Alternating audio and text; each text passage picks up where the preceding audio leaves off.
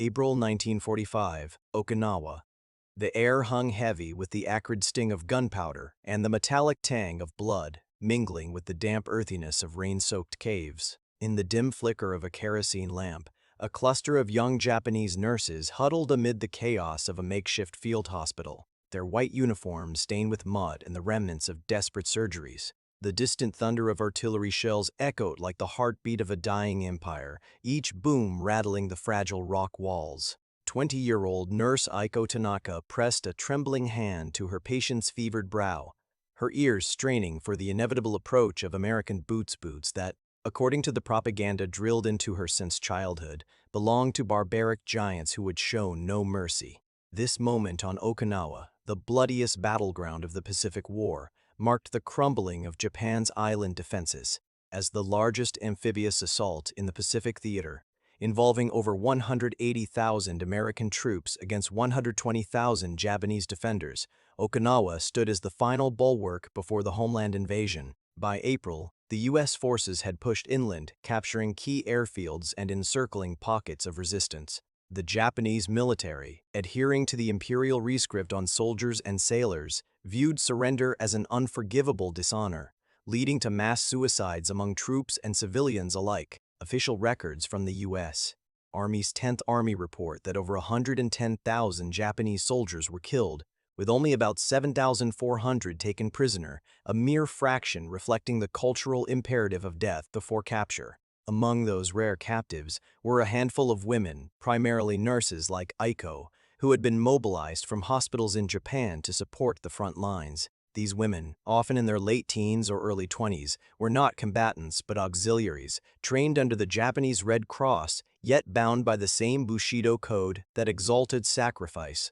Their presence on Okinawa underscored the desperation of the empire. By 1945, Japan had conscripted over 200,000 women into various support roles, including nursing, to bolster a war effort depleted by years of attrition. This particular cave hospital, carved into the island's coral ridges, had become a tomb for the wounded, where supplies dwindled to nothing but boiled water and scavenged herbs. The nurses knew the stories whispered in training camps of Allied atrocities, of prisoners flayed alive or used for bayonet practice. As American voices grew louder outside, Aiko clutched a shard of glass, ready to end her life rather than face such horrors. What the Japanese nurses expected was a fate scripted by years of indoctrination.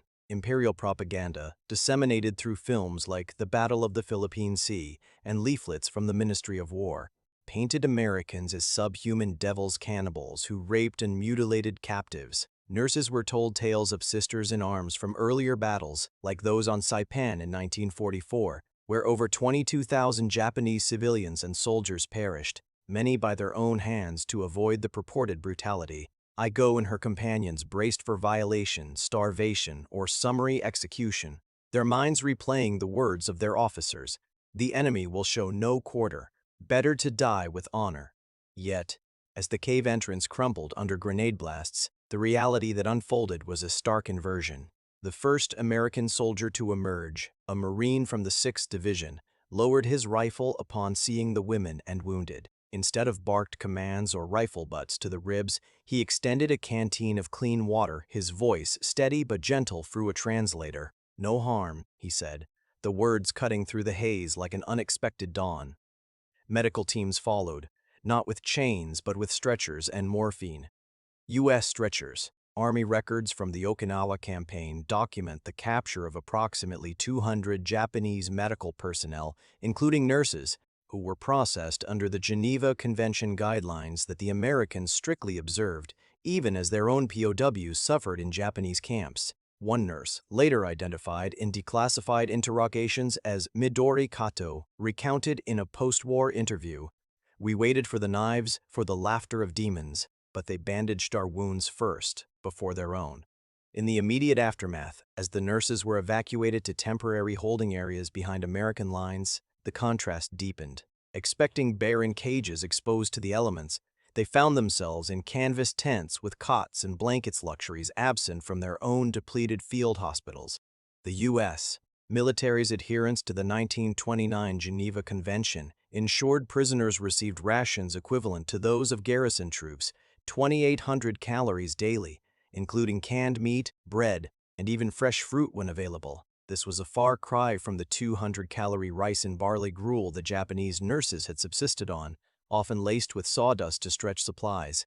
Historical data from the U.S. Provost Marshal General's Office reveals that Japanese POWs in American custody had a mortality rate of less than 1% compared to the 27% death rate for Allied prisoners in Japanese hands. Aiko, her hands still shaking from exhaustion, watched in disbelief as an American medic offered her a cigarette, a simple Lucky Strike, its paper crisp and unmarred. In Japan, cigarettes were rationed to soldiers only, a symbol of scarcity and hierarchy. Women rarely partook, and sharing one was an act reserved for equals or intimates. Here it was proffered casually, without demand or derision. For calm, the medic said through gestures, lighting it for her with a Zippo flicker that illuminated his young face, etched not with hatred but fatigue. This cigarette, recurring in the nurse's memories as a beacon of unforeseen humanity, embodied American abundance. A nation so prosperous that even enemies could partake in its everyday indulgences, a democracy where gestures of equality extended beyond uniforms. As the nurses were transported to more permanent camps, first on Okinawa and then to facilities in Hawaii or the continental United States, the factual tapestry of their treatment wove further surprises. Interrogation logs from the U.S. War Department's Military Intelligence Service, which employed Nisei translators, capture the initial shock. One entry from May 1945 notes a group of 5 nurses expressing astonishment at receiving hot showers in soap-real soap, not the ash-based substitute they knew. "We thought it poison," one admitted, hiding bars under their palates until hunger forced trust. Medical examinations revealed severe malnutrition. Many weighed under 90 pounds, their bodies ravaged by beriberi and dysentery from months on the front. American doctors, drawing from supplies airdropped in massive quantities over 1,000 tons per week during the Okinawa offensive, administered vitamins, antibiotics, and plasma. Quotes from declassified reports highlight the emotional rift. "The enemy heals us without question," wrote nurse Haruko Yamamoto in a smuggled diary entry later recovered. In camps like those at Angel Island in California or Camp McCoy in Wisconsin, where a small number of Japanese women POWs were held separately, the regimen included educational programs, English lessons, American history lectures, and recreational allowances. They earned 80 cents a day for light labor, such as gardening or laundry, funds they could spend at canteens stocked with items like chocolate and, again, cigarettes.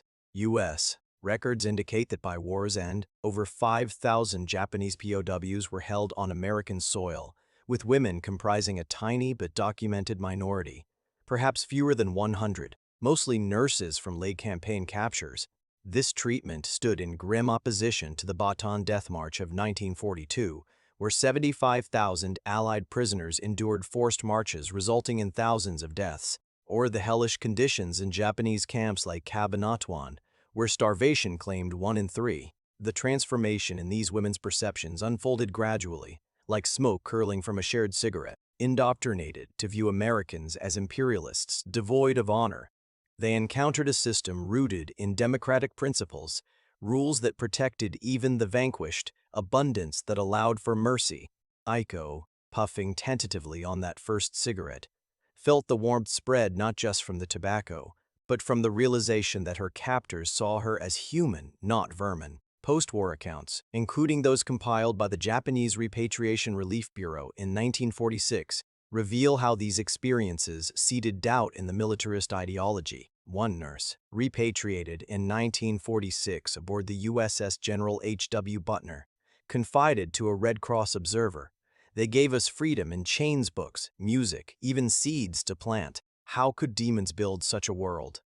This shift was not universal. Some clung to resentment, but for many, it humanized the enemy, contributing to Japan's post-war embrace of democratic reforms under the U.S. Occupation. The cigarette, that humble symbol, recurred in their stories, a token of casual equality, where a Marine could share with a nurse without hierarchy, reflecting America's ethos of individual liberty and material plenty. In letters home, intercepted and later released, nurses described paradise behind wire, words that rippled through families, softening the soil for MacArthur's Constitution. In the quiet hours of captivity, as the war's roar faded with Hiroshima and Nagasaki, the nurses reflected on their ordeal. Clean uniforms replaced rags, wounds healed under skilled hands, and the occasional cigarette break under guard became a ritual of unspoken truce. By August 1945, with Japan's surrender, the women were among the first repatriated, their bodies restored to health, many gaining 20 pounds or more, and their minds forever altered. U.S. U-9.